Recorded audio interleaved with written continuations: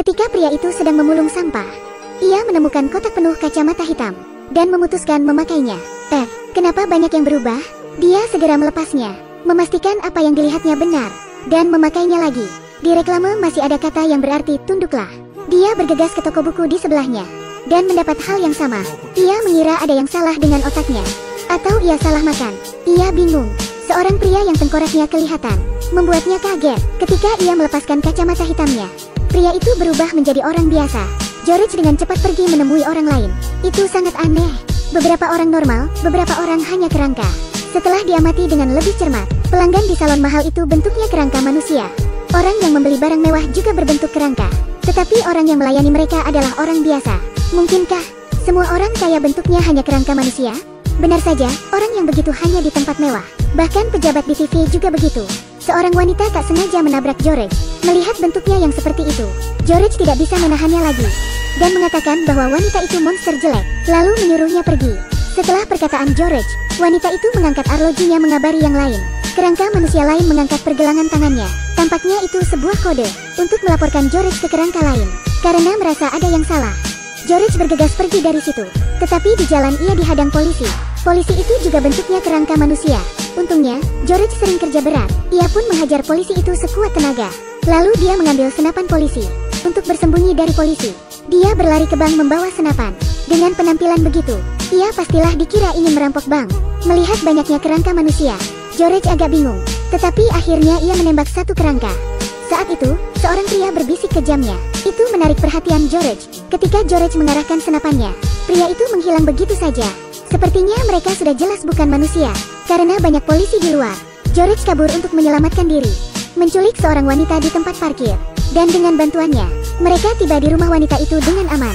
Wanita itu memberitahu George kalau dia bekerja di radio. Mendengar itu, George menjadi gelisah. Wanita itu ingin memberitahu keberadaan George saat itu. Sungguh wanita yang licik. George mengambil kesempatan untuk memecahkan kaca, lalu berguling menuruni lereng bukit. Ini buruk, ia diincar banyak orang dan sedang terluka. Masalahnya kacamata tertinggal di rumah wanita itu. George tidak ingin diam dan menunggu kematian. Dia akan berjuang. Ia harus memberitahu yang lain bahwa orang yang memiliki kekayaan dan kekuasaan adalah manusia yang tidak normal. Apakah Anda setuju? Ketika George memberitahu temannya tentang itu, ia malah dihina miskin dan gila. Karena itu konspirasi orang miskin. Frank tidak mau menyakiti orang lain. George mengharuskan Frank percaya dan menyuruhnya memakai kacamata itu. Pakai ini. Hei, jangan mendekat. Sudah kubilang pakai ini. Bu, mereka berdua langsung baku hantam. George mengambil balok untuk memukul Frank.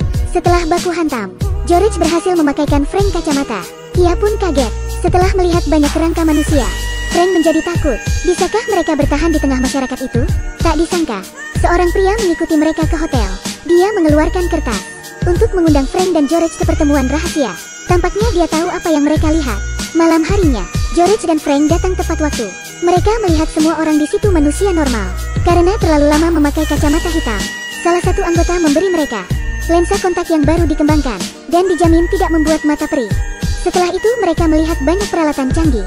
Mereka diberi sebuah jam tangan. Alasan kerangka manusia bisa langsung menghilang adalah jam tangan itu. George dan Frank mulai paham tentang kebenaran yang pahit. Sebenarnya saat itu di bumi, alien telah menguasai sistem perekonomian dunia.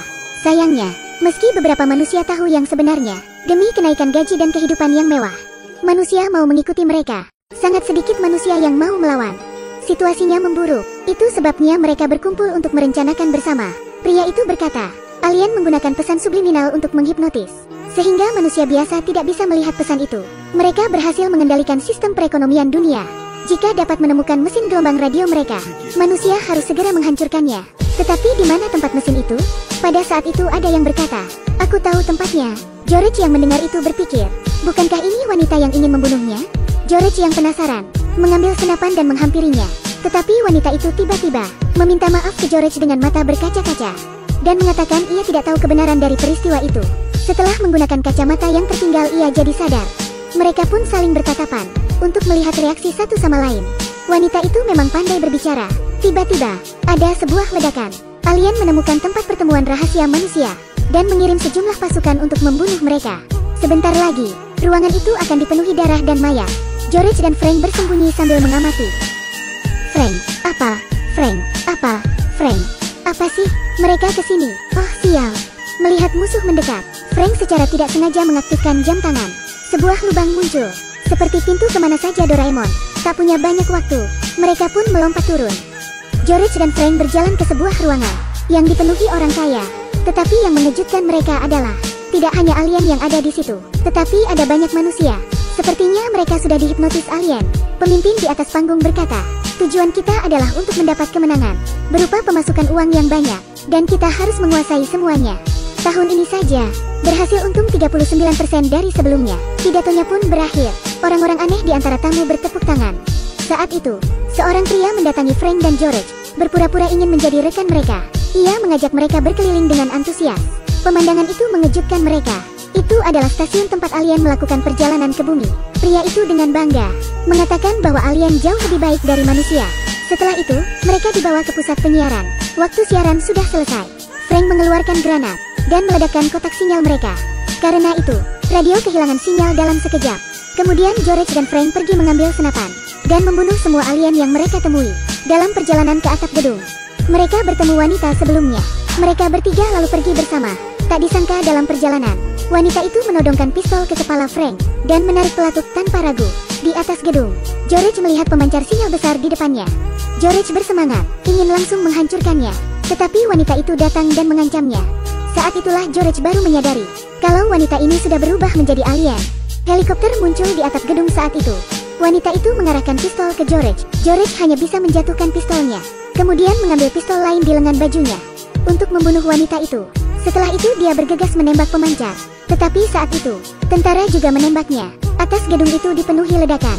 George berhasil meledakkan pemancar sinyal, dan ia pun mati tanpa penyesalan. Film pun berakhir. Dapat dilihat bahwa alien berkamuflase di tengah manusia.